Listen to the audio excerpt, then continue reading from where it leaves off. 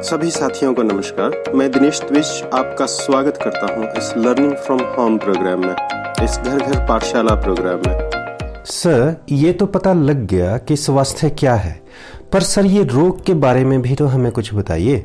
रोग क्या है तथा इसके कारण क्या हैं? चलो इस वीडियो में रोग के बारे में बात कर लेते हैं कि रोग या डिजीज क्या है, रोग के लक्षण क्या होते हैं तथा चिन्ह क्या होते हैं। रोग को बीमारी, व्याधि, डिजीज आदि नामों से भी जाना जाता है। रोग को हम इस तरह परिभाषित कर सकते हैं: शरीर के अंग अथवा उप अंग की संरचना का बदल जाना या उसके कार्य करने की क्षमता में कमी आना रोग कहलाता है। हमें पता है कि हमारा शरीर अंगों, अंग तंत्रों से मिलकर बनता है। हर अंग तथा अंग तंत्र हमारे शरीर में एक विशेष कार्य करता है। अगर हम अंगों की बात करें तो हमारा हृदय उत्तरदायी होता है शरीर में ब्लड को पंप करने के लिए। हमारा आमाशय भोजन के पाचन में सहायता करता है। अगर हम अंग तंत्रों की बात करें तो हमारा पाचन तंत्र भोजन को पचाने की पूरी प्रक्रिया करता है। हमारा कंकाल तंत्र शरीर की गति के लिए उत्तरदायी होता है। जब कोई रोग होता है तब शरीर के एक अथवा अनेक अंगों अथवा अंग तंत्रों की क्रिया या संरचना में खराबी पैदा हो जाती है। उदाहरण के लिए किसी को दस्त लग गई, पेट में दर्द हो गई, ये सारे पाचन तंत्र की किसी खराबी की ओर संकेत करते हैं। मतलब पाचन तंत्र अपना काम सामान्य रूप से नहीं कर पा रहा, उसकी क्रिया में खराबी आ गई है। यह क्रिया में खराबी पाचन तंत्र के किसी अंग की संरचना में बदलाव या खराबी के कारण भी हो सकती है। जैसे पाचन तंत्र की किसी बीमारी से जूझ रहे किसी व्यक्ति में आंतों के आकार में वृद्धि हो जाती है, जिसका एक कारण आंतों की सोजिश, स्वेलिंग भी हो सकती है। अब ये जो रोग हैं या ये जो डिजीज हैं, ये शरीर की व्याधियां हैं, निम्न तरह से इनके बारे में स्टडी कर सकते हैं। सबसे पहले हम स्टडी करेंगे कि रोग दिखाई किस तरह के देते हैं, लुक ऑफ डिजीज क्या है। अगले स्टेप में हम बात करेंगे कि डिजीज का कारण क्या होता है, कॉज ऑफ डिजीज क्या है। तीसरे में हम बात करेंगे, तीसरे चरण में, कि टाइप ऑफ डिजीज क्या होते हैं, जो रोग हैं ये कितने प्रकार के होते हैं। फिर उसके अगले चरण में हम डिजीज़ की ट्रीटमेंट की बात करेंगे कि जो ये व्याधियां हैं, ये बीमारियां हैं, इनका हम इलाज किस तरह से कर सकते हैं, इलाज के नियमों की बात करेंगे। और अंत में हम बात करेंगे कि हम इन रोगों से किस तरह से अपने आप को बचा सकते हैं। तो चलो सबसे पहले बात कर लेते हैं कि रोग दिखाई किस तरह के देते हैं, लुक ऑफ डिजीज होती क्या है। तुम लोगों ने देखा होगा कि कई बार किसी आदमी को देख कर ही हम समझ जाते हैं कि इस आदमी को कोई बीमारी है, किसी डिजीज से वो ग्रसित है, क्योंकि उसकी बॉडी की नॉर्मल फंक्शनिंग में कोई चेंजेस आ गई हैं। ये चेंजेस किसी भी तरह की हो सकती है, जैसे उसे बुखार हो, लूज मोशन लगे हों, उसे खांसी हो रही हो, उसके शरीर पर कोई घाव हो गया हो, तो हम समझ जाते हैं कि किसी न किसी रोग से, किसी न किसी बीमारी, डिजीज से वो ग्रसित है। तो दोस्तों, ये सारी चीज़ें जैसे बुखार होना, खांसी होना, सिर दर्द होना, पेट दर्द होना, इस तरह के और भी बहुत सारे लक्षण, इन सब को हम रोग के लक्षण कहते हैं। तो हम कह सकते हैं कि लक्षणों, जिन्हें इंग्लिश में हम सिम्टम्स भी कहते हैं, लक्षणों का मतलब शरीर की ऐसी समस्याओं से है, जैसे सिर दर्द, खांसी, पेट दर्द, बुखार, दस्त आदि, जिनके आधार पर हम कह सकते हैं कि वो व्यक्ति किसी बीमारी से ग्रसित है। अब बहुत ध्यान से समझना जो मैं अगली बात बता रहा हूं। तो मैं सिम्टम या लक्षण से हमें ये तो पता चल जाता है कि व्यक्ति किसी न किसी रोग से ग्रस्त है, पर किस रोग से ग्रस्त है इसका पता नहीं चलता।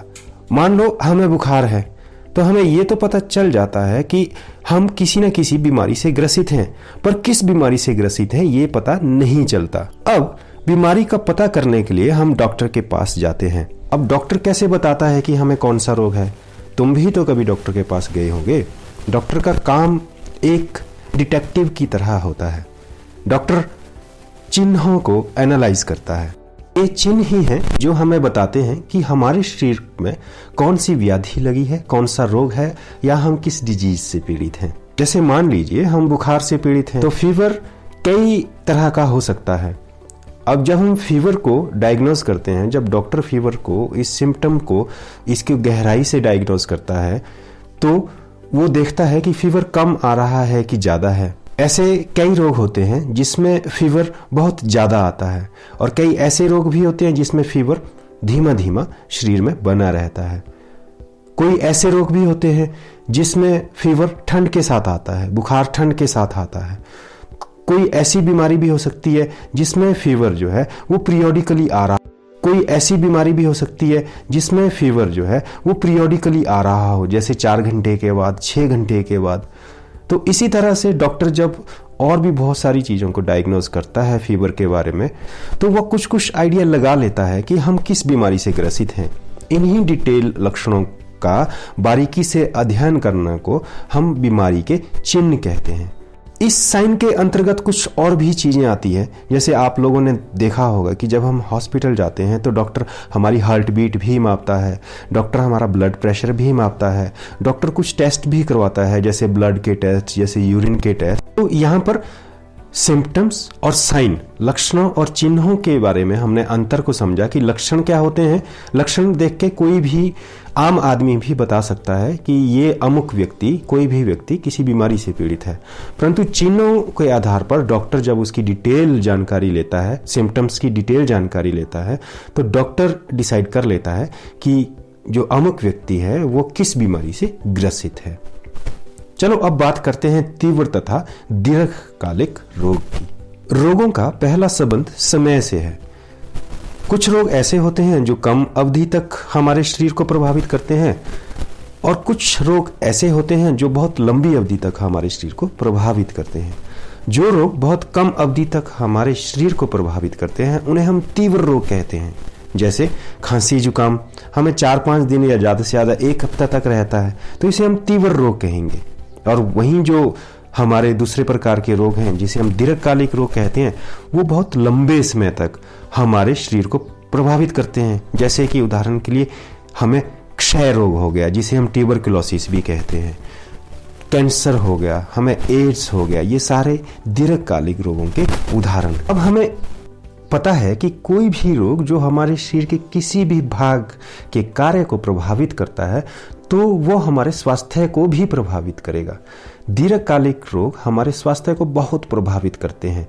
अगर हम क्षय रोग से ग्रसित हो जाएं तो वक्त के साथ साथ हमारा वजन भी कम हो जाएगा, हम हर समय थकान महसूस करेंगे, हम मानसिक रूप से भी परेशान रहेंगे और हमारा सामाजिक स्वास्थ्य भी प्रभावित होगा क्योंकि हम लोगों से ज़्यादा मिलजुल नहीं पाएंगे। अगर हम विद्यार्थी हैं तो हमारे सीखने की क्षमता में कमी हो जाएगी, हम पढ़ाई में पिछड़ जाएंगे। तो दीर्घकालिक रोग स्वास्थ्य पर लंबे समय तक विपरीत प्रभाव बनाए रखते हैं। प्यारे बच्चों, किसी भी रोग के कुछ तत्कालिक कारक होते हैं और कुछ सहायक कारक होते हैं। चलो इस बात को समझने के लिए हम एक उदाहरण लेते हैं। तुमने स्लम एरिया देखा ही होगा, एक गरीब बस्ती जहां पर सुविधाएं नाम मात्र की होती है। ऐसी ही एक गरीब बस्ती में जहां पर पेयजल की उतनी अच्छी सुविधा नहीं है, वहां पर एक बच्चे को लूज मोशन लग जाते हैं क्योंकि उसने दूषित पानी पिया। उसे पीने के लिए वही पानी है क्योंकि वहां पर पानी की व्यवस्था अच्छी नहीं है। अब उस दूषित पानी में रोग कारक जीवाणु हैं जिसके कारण वो बच्चा बीमार हो गया। मतलब बच्चे की बीमारी का तात्कालिक कारण है उसके शरीर में रोग कारक जीवाणुओं का प्रवेश। अब ये जो रोगाणु हैं ये कहाँ थे? ये दूषित पानी में थे। ये जो दूषित पानी है ये सेकंड लेवल का कारक है। और दूषित पानी पीने को उसे मजबूर क्यों होना पड़ रहा है? क्योंकि उस बस्ती के लोगों में गरीबी है, वहाँ गरीबी है, वहाँ की खराब लोक व्यवस्थाओं तथा सेवाओं की कमी के कारण उसे बच्चे को दूषित पानी पीने के लिए मजबूर होना पड़ा। ये जो लोक व्यवस्थाओं की कमी है ये तीसरे लेवल का कारक है। अब देखो, उस बस्ती में दूषित पानी तो सभी पी रहे हैं पर सबके सब बीमार नहीं होते, सिर्फ कुछ होते हैं। ऐसा क्यों होता है? कुछ और कारक भी है जो समझने जरूरी है। पहला है आनुवंशिक भिन्नता। दूसरा कारण हो सकता है अच्छा भोजन, अच्छा पोषण ना मिलना। हो सकता है उस बच्चे को अच्छा भोजन ना मिला हो जिसकी वजह से उसकी प्रतिरक्षा प्रणाली कमजोर हो गई हो बाकी बच्चों की अपेक्षा।